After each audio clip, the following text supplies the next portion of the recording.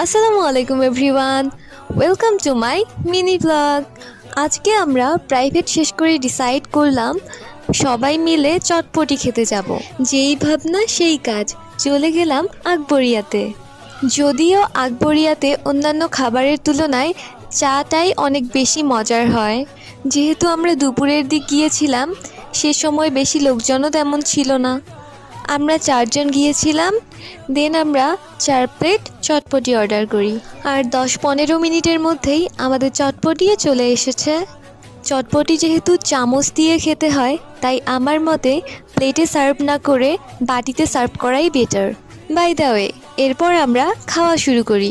তবে আমাদের এক্সপেকটেশন যতটা ছিল, খাবারটা ততটা মজা লাগেনি।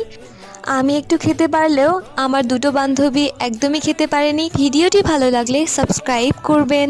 আল্লাহ হাফেজ।